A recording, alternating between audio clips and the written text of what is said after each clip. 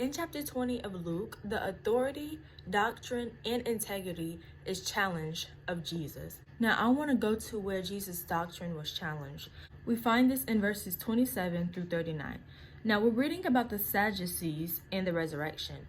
And so we know that the Sadducees were always very sad because they didn't believe in life after death.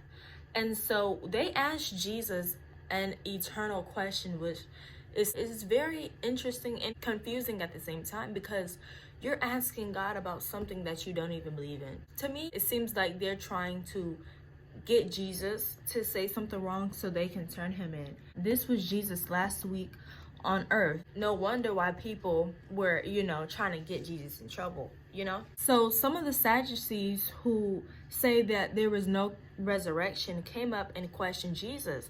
They said, "Teacher, Moses wrote for us that if a man's brother has a wife and dies childless, his brother should take the wife and produce offspring for his brother. Now there were 7 brothers. The first took a wife and died without children, and also the second and the third took her.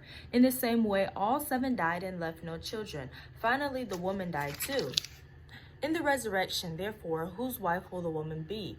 For all 7 had married her." Jesus told them, "The sons of this age marry and are given in marriage, but those who are counted worthy to take part in that age and in the resurrection from the dead neither marry nor are given in marriage, for they cannot die anymore, because they are like angels and are sons of God, since they are sons of the resurrection." Moses even indicated in the passage about the burning bush that the dead are raised, where he calls the Lord and the God of Abraham and the God of Isaac and the God of Jacob. He is not God of the dead, but of the living, because all are living to him. Some of the scribes answered, "Teacher, you have spoken well," and they no longer dared to ask him anything.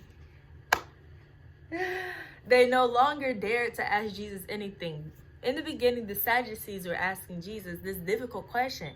And I feel like they're so foolish to where they thought Jesus couldn't keep up. And Jesus answers immediately with all this background information.